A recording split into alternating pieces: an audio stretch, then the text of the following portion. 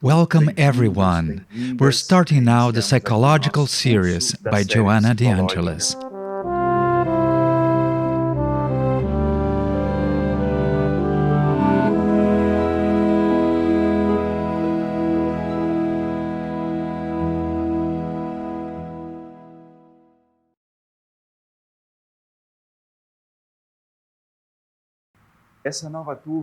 This new class is in fact an invitation to go on a journey. Imagine that you have all received an invitation to go on a journey. This invitation comes, but it's about a different journey. We're going to travel to our inner world. And we will need some very important things for this journey. First, we are given a mirror. And this mirror must reflect our own soul. Our soul will be the mirror to be reflected along this whole journey. So I hope you'll all enjoy this journey very much, where we are going to address many themes from the psychological work of Joana de Angelis, from the perspective of Jungian transpersonal psychology and other schools of thought, always building connections with Spiritism, but with the main aim of each of us taking advantage of these teachings and these reflections as a way of getting to know ourselves more deeply. And right at the beginning, many people may feel it a little strange. But psychology and Spiritism, is it possible for these two different schools to be in tune somehow? Could we establish any connections? And we immediately remember the scientists, like Einstein himself, telling us that science without religion is lame. And religion without science is blind.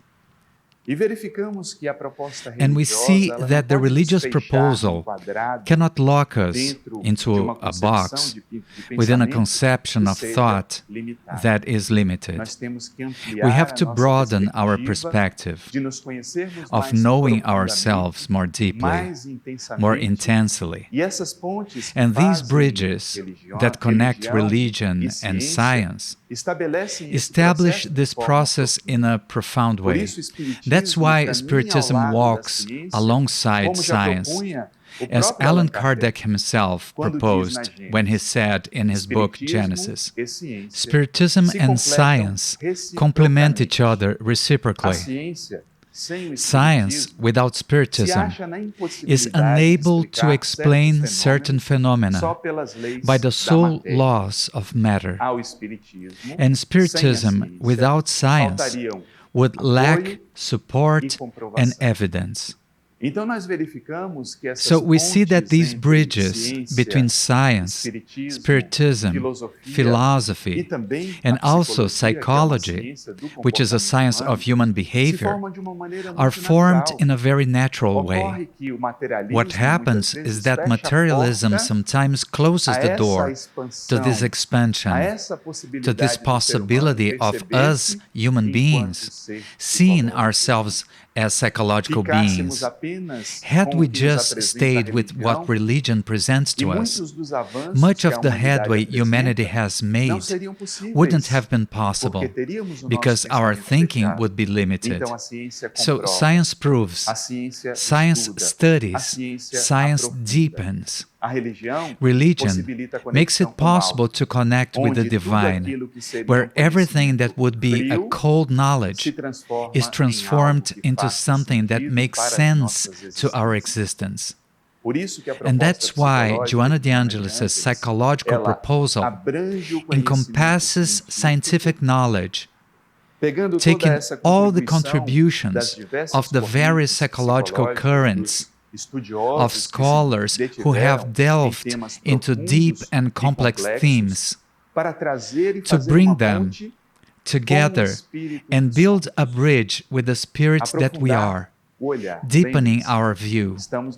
Remember, we are on a journey, and on this journey, we have to walk through the fields of religion, through the fields of science, through the fields of the various branches of knowledge, in order to get to know ourselves more deeply, to open our eyes, widen our point of view, widen our perception, widen our senses, so that everything that we know doesn't just remain in the intellect, but is absorbed by the soul. And Allan Kardec complements, right at the launching of the Spiritist magazine, by making the following observation. The scope of our work, as we can see, encompasses everything related to the knowledge of the metaphysical side of man, because studying the nature of the Spirit is to study man, as man one day will be part of the world of the spirits. That's the reason why we will add to the main title, the subtitle, Journal of Psychological Studies, allowing us a better understanding of all its importance. Notice the date, 1858. Psychology didn't exist as a university academic field yet. So Allan Kardec anticipates, somehow, the importance of psychology and the importance of entering into the psychological knowledge and into Spiritism itself, because he wanted to study the soul as a whole. He could not do without the branch of psychology, the field of psychology, even because when we talk about psychology, we cannot lose the sight of the very etymology of the word psychology. Do you know what psychology means? Psyche, from the Greek, means soul. And soul, would it have any connection with Spiritism? Logic, reason, study. So when we put the two words together, psychology, we are talking about the study of the soul. And how can we study the soul from a purely materialistic perspective? How can we study the soul if the soul is left out of this scope? And of course, we cannot deny that certain schools of thought, even some materialistic ones, have brought some important insights about the human being. But if there wasn't any integration between the materialistic view and the transpersonal view, the spiritual view, we would only be partially studying the man, the woman, the human being. And when we study only one part, we don't understand the whole that we are, the integral being, the full being, the total being that we were born to be. We were born to be whole, which we are already in essence. We are like a seed, but we still need to develop it. And it's interesting because right after 1858, psychology began to gain momentum, as we can see in the very history of psychology.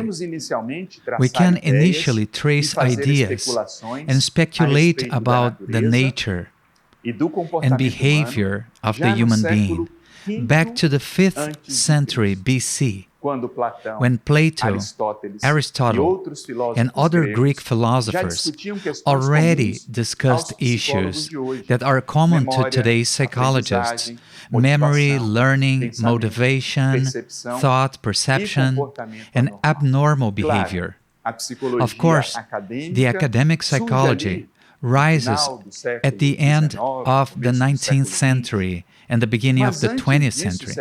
But before that, did men and women already question themselves about their behavior and their way of being? Did we already have doubts about ourselves? And of course, when we look at philosophy, especially the richness of Greek philosophy, we see that so many profound questions were already being asked. Do you remember what was written on the portico of the Temple of Delphi? What was written there? Know thyself. Let's imagine the following. People arriving there with many doubts. Let's imagine the Greeks arriving with doubts. Doubts that, of course, we no longer have today about our profession, our financial situation, if we will find love. We don't have these kind of questions anymore, right? But they must have had issues very similar to ours, all things considered. Will I be happy? Will I be a rich person? These and other questions. And the portico already brought these teachings. Know thyself. Depth psychology applied hundreds of years before the coming of the Christ to the planet. And if we go further back, we will find millenary teachings that point to the proposal of self-knowledge, without which we would remain lost as humanity, because by not knowing ourselves, we do not know the reasons why we behave in this or that way, and our lives often seem disordered. And that's why Joana de Angelis herself will recall psychology, initially not clearly distinguished from the philosophical structure, started step by step to free itself from its yoke, and by focusing on the study of the psyche, has reached today expression of great relevance for the comprehension of man, their issues, and their psychological challenges. Gradually, those studies that were scattered studies in philosophy began to agglutinate around a common discipline, and psychology began to be formed. The teachings, the studies, and the research begin to gather around a specific field, because it is necessary to study the human soul. If the oracle itself already pointed out the urgent need for self-knowledge, psychology emerges to show us this human functioning. Of course, each one will present their own point of view. Each one will think in one way. Each person will present ideas as they are able to conceive them. But as we go about gathering these ideas, when we set out to study these schools, we realize that this enables us to have more knowledge about ourselves. And that's why I often say that the study of Joana de Angelis is actually not theoretical knowledge, but something that must be transformed from theory into practice. I perceive myself, and perhaps that's one of the greatest difficulties. I hear people say a lot, Joana is so difficult. Have you heard that? Joana is difficult. Joana is complicated.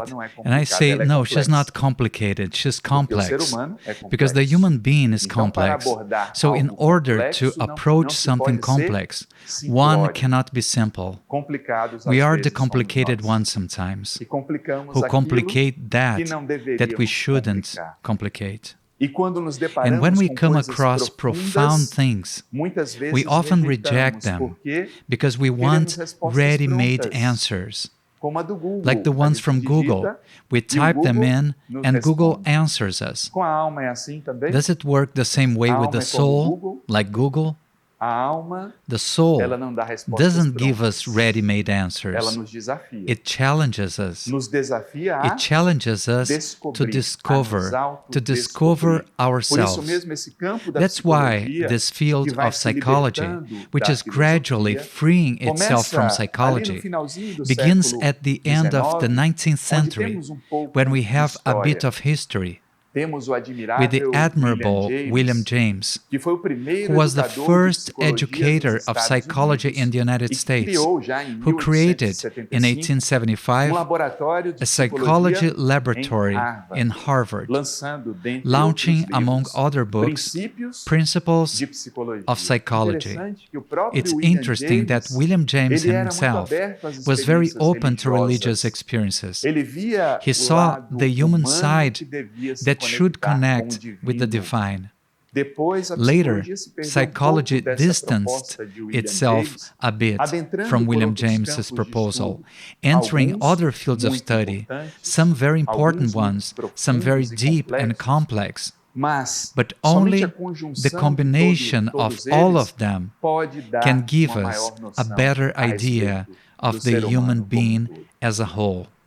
In the same period, in Germany, we find Wilhelm Wundt, who writes the first book on psychology, Principles of Physiological Psychology, and also sets up an experimental psychology laboratory in Leipzig, where he is considered the father of experimental psychology.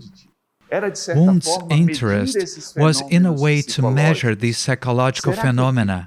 Would it be possible to measure in a lab human behavior? What do you think? Is it possible to detect somehow the emotional variations? And then, at that moment, the human reflex began to be studied. And today, of course, with the technology we have, this takes fantastic proportions. When we become anxious, certain parts of our brain are more activated than others. Does our breathing change when we are anxious? Sweating is activated. Many times, the heartbeat. So, the psyche is reflected in the body. When we have body awareness, sometimes we can measure our emotional state, even if we want to pretend, even if we don't want to show certain emotions, they become present. And in a way, we owe this to Wundt too, in his initial laboratory that tried to start measuring the psychological behavior. And among the many exponents, of course, we're only mentioning a few, we find the fantastic figure of Jean-Martin Charcot. He carried out the famous hypnosis sessions in Salpêtrière and had some remarkable pupils, including Pierre Janet and Sigmund Freud. Have you heard of this young man? Keep the name of this young man. He was very important. He was there. He was still a young medical graduate, and he began to observe those hypnosis sessions with great interest. Imagine someone suffering from hysteria, and the hysteria had its marks on the body, its occurrences, paralysis, or a very great motor excitement. And all this, at the moment of the trance, Charcot could induce the person to either stop that hysterical behavior or made healthy people manifest certain symptoms as if they had hysteria, and that triggered an alert in Freud. There's something in this process. It's not only consciousness that participates in the psychic perception of the being. There's a deeper level. And then we see that in those hypnosis sessions, Freud has resources to deepen the study on the unconscious. Psychology was beginning to leave the field of consciousness alone to enter the field of the unconscious. This happened thanks to this fantastic figure, Sigmund Freud, to whom we owe much of the study of psychology. He took a deeper look at the unconscious. In his very first book, The Interpretation of Dreams, he says, dreams are the royal road that leads to the unconscious, the royal road, the road that makes a bridge. Do you pay attention to your dreams?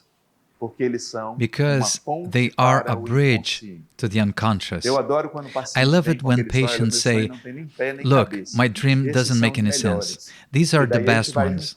Because then we start to put together like a puzzle. Because it's really like that. It's really crazy. Those images, we don't know where they come from. That place, we are in a house, we think it's ours, but then it's not. We are wearing inappropriate clothes, and so on. The various oniric symbols that tell us about our unconscious, about this internal world that exists within us, about this internal world that forms us, because that we perceive inside ourselves is a tiny part of it. And Freud himself will introduce the beautiful metaphor of the iceberg. The visible part that seems huge doesn't even represent 5% of the whole, whose bigger part is submerged. So we have an important lesson. Most of what we are is submerged in our unconscious. We don't realize, we don't know. And our challenges is to dive into this unconscious world, the second stage of our journey, to dive into the unconscious. After looking in the mirror and see ourselves, at the same time we are taking breath to dive deeper. Freud gets stuck in one point. He asserts that neuroses have their origins in conflicts of a sexual nature. And this, of course, has a historical reason. That time, the so-called Victorian era, was a time of a lot of orthodox behavior. People were very repressed. So a large amount of Freud's patients, if not most of them, brought conflicts of affectivity and sexuality, because everything that is kept repressed somehow generates conflict. And that's why he might have been influenced by this idea, which later on other authors, as we will see, could free themselves from, which in no way detracts Freud from his merit. He had tremendous merit in deepening his understanding on the unconscious and bringing to light various perceptions, among which he believed that human being was driven by the pleasure principle. Driven by the pleasure principle, that is, the ego's aim would be to obtain more and more pleasure. Of course, if we only think of sensory pleasure, physical pleasure, this hypothesis gets somewhat limited. But if we broaden our view of pleasure, in a way, he was right. If we think of the pleasure of a soul, then we can broaden our view of this. It's just that Freud didn't take this view. Being a materialist, he believed that religions, in a certain way, demonstrated a human neurosis. Conflicts of a paternal nature were projected onto the greater father, and he didn't take kindly to the religious phenomenon itself. And although he started from the initial point of hypnosis, He went on to create or deepen the cathartic method. Have you heard of catharsis? It's a word that has become common since Freud. To have a catharsis. I need to have a catharsis. And certain therapeutic techniques establish that you have to have a neutral object, a cushion, for example, to release your tension. Then one day we were teaching a lesson, and someone raised her hand and asked, "Is husband a neutral object?" Let's make clear from now on that a husband is not a neutral object for our catharsis. Now, catharsis comes from the Greek, and it means purification. Let's imagine the picture of a chimney, whose function is to release the smoke. Freud provided this catharsis through the free association of ideas from his patients, and he achieved good results with this type of technique, because when we start to talk about our emotions, they go through reason. We convey them through language, and for this to happen, there has to be a rational connection. That emotion that was disconnected from reason begins to undergo a process of understanding that can lead us to transformation, and from this, of course, we are talking in a very brief way about this great work. He introduces concepts such as ego, id, superego, and also the drives theory, presenting Eros and Thanatos, because he perceived a latent conflict in the human being. On the one hand, we were moved by the life drive, which he associated with Eros. Eros is the god of love in Greek mythology. And for the Romans, the Cupid, the one who connects with the Eros. So this god moved people to seek more and more the impulse to live. But at the same time, he observed a self-destructive impulse in people, which he associated with Thanatos, who is the god of death in Greek mythology. And if we think about it in general, these impulses, these drives, exist inside us. Sometimes we have that enthusiasm for life, that desire to learn, to surpass ourselves, that desire to transform ourselves, but often we are taken over by melancholy. We allow ourselves to be carried away by deep sadness, even reaching depression sometimes, at the extreme end, suicide. So we see that Freud begins to broaden his view on the human being and its various aspects. It was necessary to deepen the view over the unconscious. And one of the young doctors who became fascinated by Freud's work, the interpretation of dreams, lived in Zurich, Switzerland.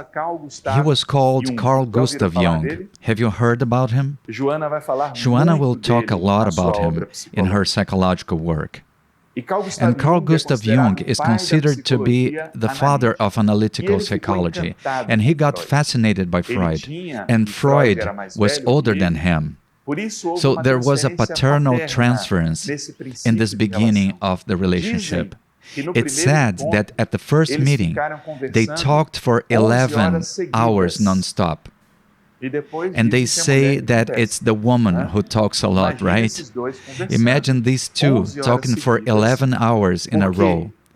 Because such was their enthusiasm, the urge to discover the human soul, to connect and deepen their view, that they didn't see the time goes by, and not even the natural needs of food were present at that moment. Jung, after spending some time studying Freud, disagrees on sexuality as being the sole cause of human neurosis, because he perceived something interesting, that we are not driven by the pleasure principle.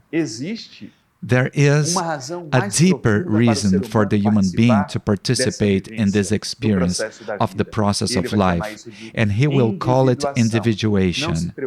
Don't worry, we will have a module about individuation. We will study more deeply all these concepts, including the unconscious, to gradually unveil a little the greatness of the soul. And when Jung disagrees with Freud on human sexuality, he realizes that he would have to walk separate paths from the one he considered to be a father. It was a very painful breakup for Jung, because at that point, he got discredited by his own colleagues in psychoanalysis and psychology. So Jung, rejected for his theory, for his view, for his thoughts, will take a deep dive, first into himself, and then we see the birth of fantastic books, like the Red Book, in which he recounts his entire journey of self-discovery, this look inward. He understands dreams as a genuine product of the unconscious. While for Freud the ego could manipulate dreams, Jung goes on to say and realize that no, those products were legitimate from the unconscious.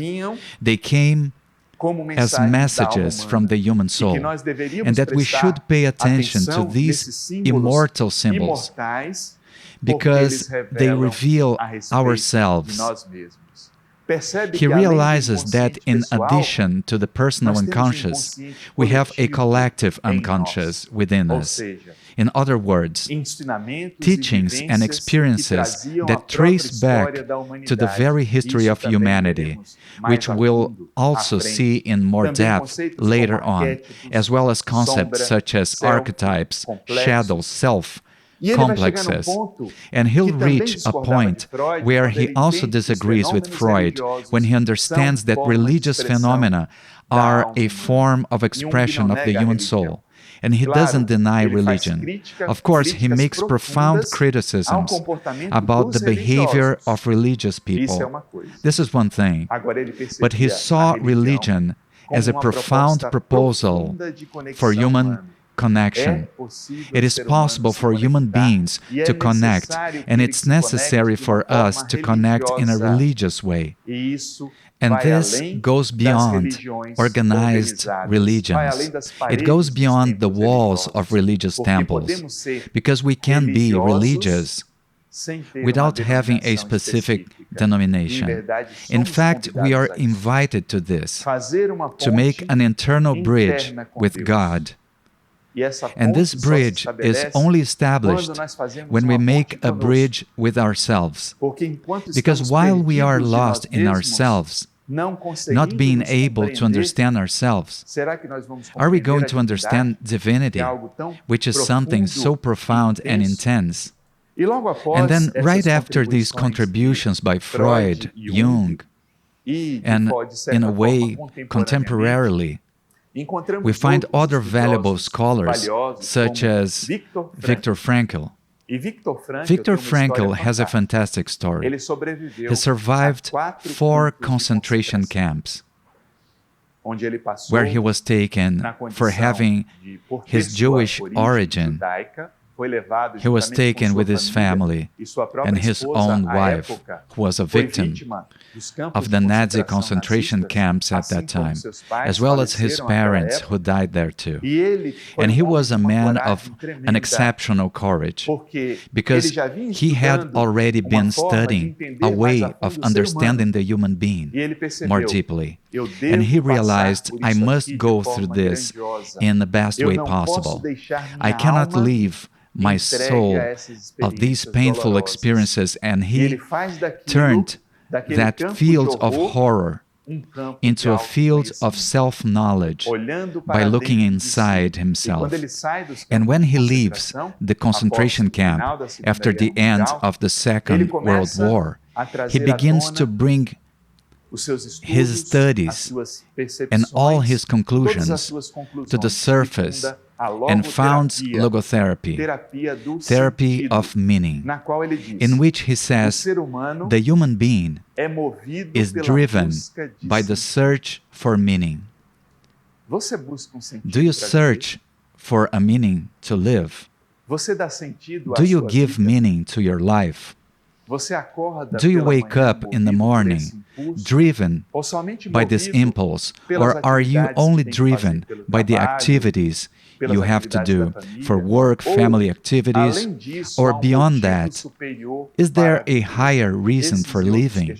These and other questions have been the object of study and attention by logotherapy, which has one of its quotation that says that everything can be taken from man except one thing, the last of human freedoms, the choice of personal attitude in face of a set of circumstances to decide one's own path.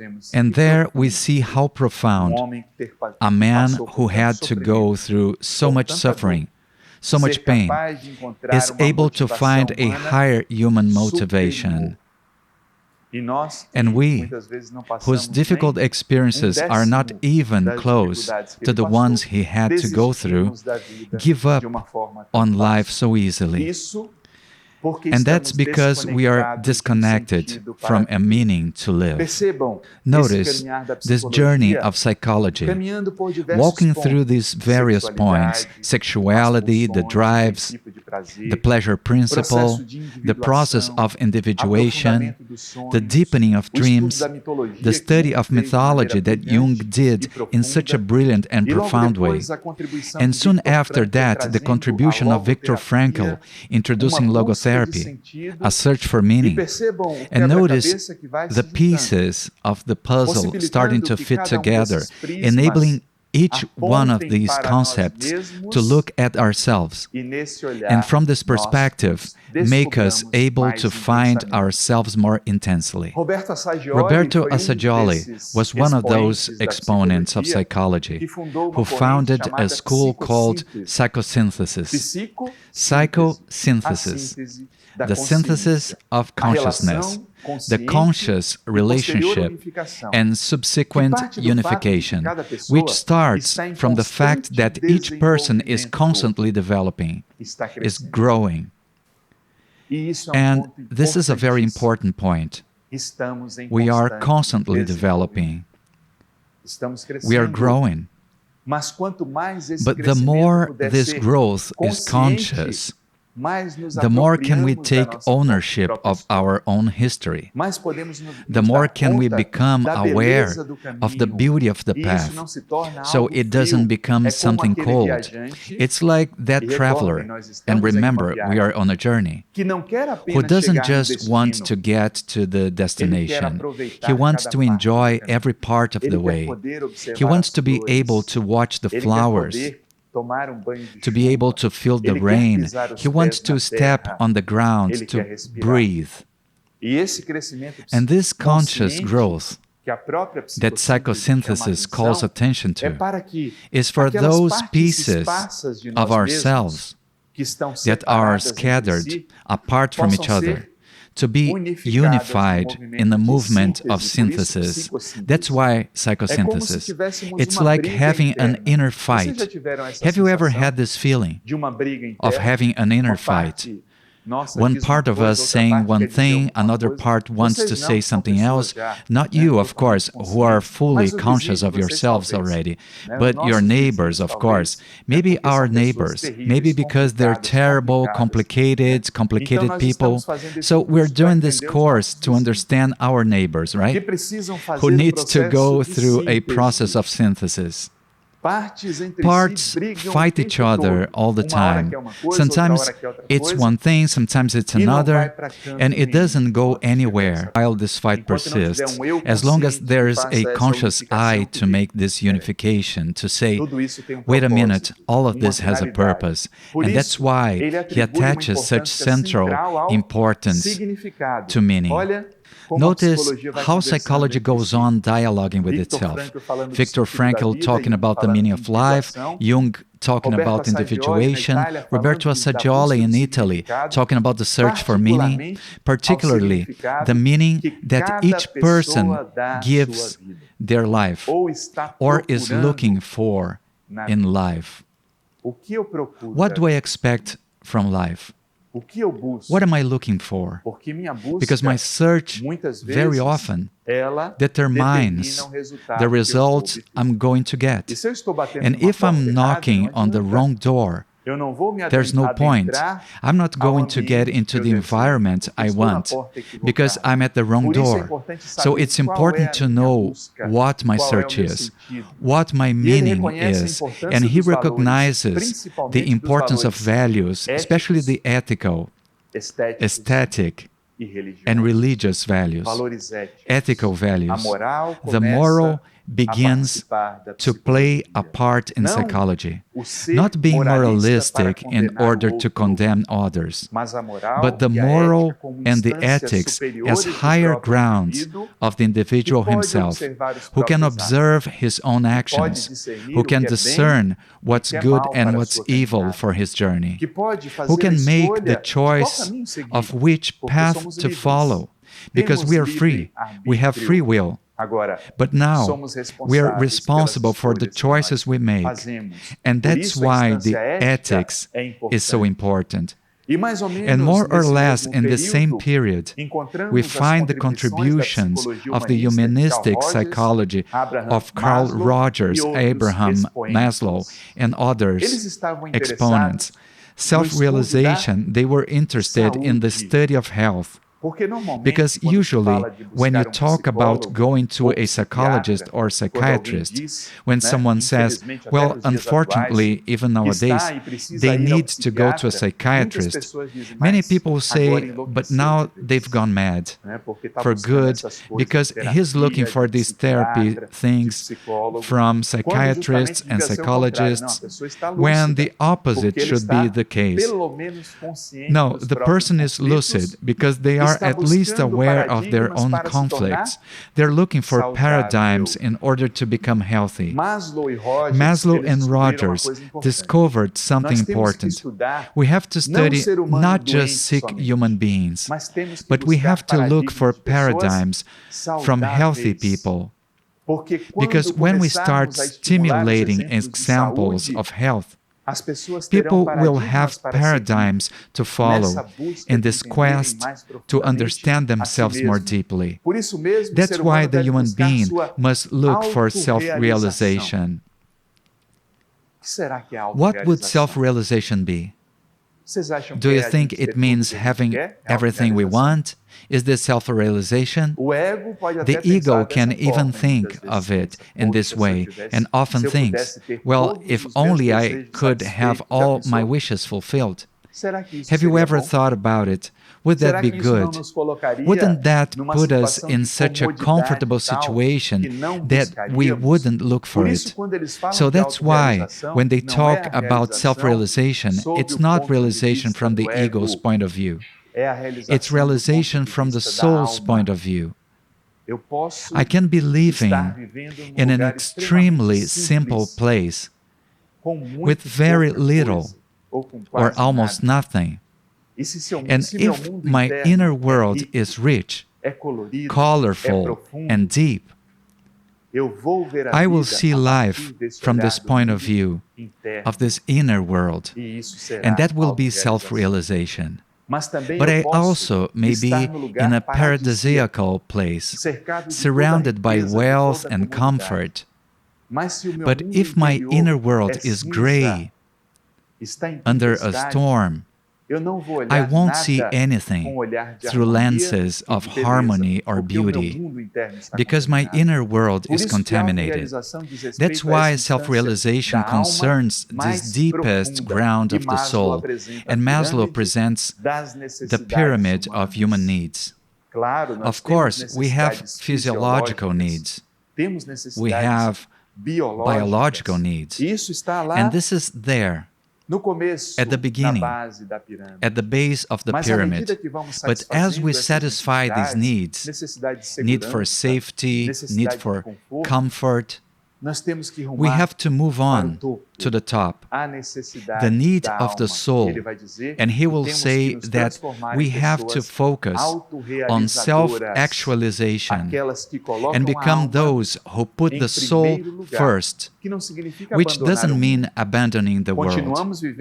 We keep on living in this world, participating in everything the world offers, but without stopping at this initial egoic journey, because we know life has a deep purpose. And this walk through psychology, of course, here we are a century later, in just a few minutes. And unfortunately, many other exponents could not be mentioned within this context. We get to transpersonal psychology, considered to be the fourth force in psychology. And this gentleman is called Stanislav Grof, who was one of the greatest exponents of transpersonal psychology, which begins in the 60s and 70s in the United States, when they realized that in therapeutic sessions, it is often not just the memory of current life that speaks, but the ancestral memory, the transpersonal memory. And that's when the development and study of levels of consciousness begins. We walk through levels of consciousness. Many people are awake, but their consciousness is asleep, because they cannot connect to a meaning for their lives. But there are also others who are involved in a cosmic consciousness, like Jesus when he said, "I and the Father are one."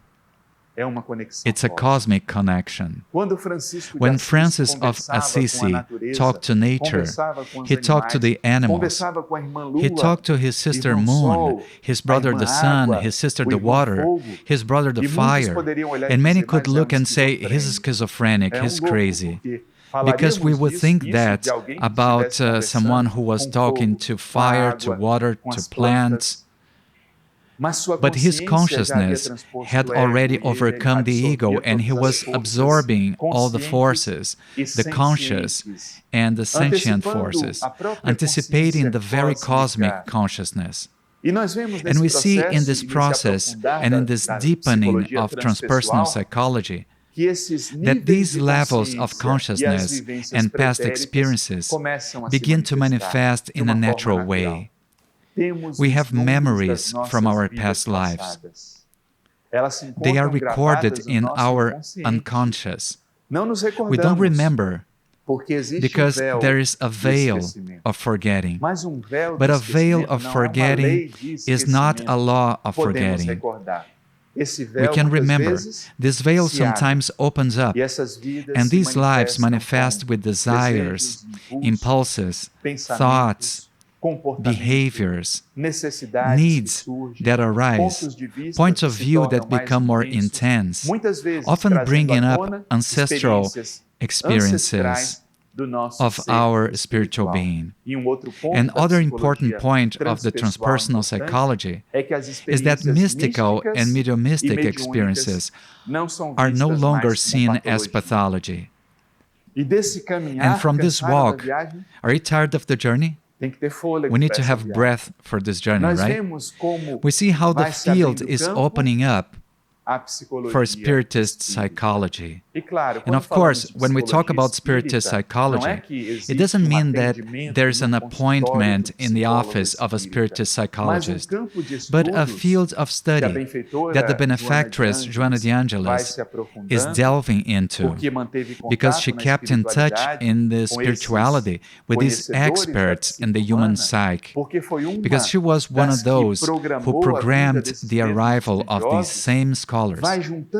She sets about gathering all these scattered pieces, bringing along the human soul. the human soul that is our object of study. And that's why it was necessary for transpersonal psychology and other doctrinal areas to emerge with well-defined paradigms about the human being as a whole, our totality. So it could be proposed to life better moments and broader perspectives to happiness. Broader perspective to happiness. We didn't come into this world to suffer. We didn't come into this world to pay a debt, and a debt that never ends. Those endless installments that you can never pay. That's not the goal of life. There's a sense, there's a meaning, there's a spark of divinity in each one of us. There's an essence that asks to be developed, improved. And that perception of this spark has only been possible with the development of psychology, deepening the glimpse into ourselves. And that's why when Joana de Angelis begins to conceive of this psychology, she defines its goal and its objective. And she writes, through time-consuming reflections and continuous studies over the years, we decided a quarter of a century ago, in 1989, to start what is now known as the psychological series of our own creation, but through a mediumistic partnership, in order to provide some guidelines and harmony among some schools, especially the Jungian and Spiritism, as a bridge between affinities of content, seeking to help the hardworking who seek individuation, who yearn for the kingdom of heaven, even though they are on earth. And then we see that she launched this message in 2014, when the series celebrated its 25th anniversary, bringing precisely the proposal of gathering all this knowledge. And we will see that she goes deep into Carl Gustav Jung's analytical psychology. Bridging. What is the function of a bridge? Isn't it to connect, to unite, so that we can cross? So we are the ones who pass over the bridge, absorbing every part of our landscape, taking in every point of knowledge, so that this understanding of the Spiritist psychology can get into us.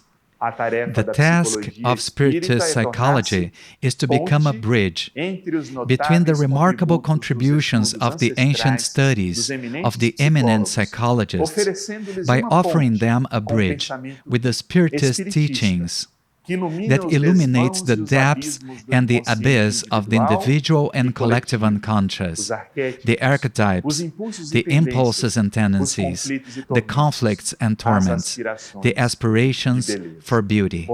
So, may we begin our journey.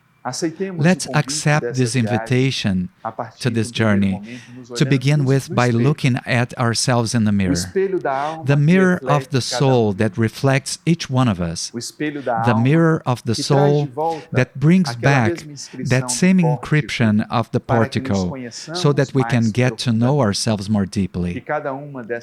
May each one of these works and each one of these modules that we'll study from now on provide great discoveries, so that we can finally find our luminous essence, leaving behind the shadow of ignorance, and being able to live in what Jesus called the kingdom of heaven, which, with a fantastic prescience, the Master himself already spoke of as psychology. You are the light of the world. There's a meaning in our lives, because otherwise he wouldn't have called us light.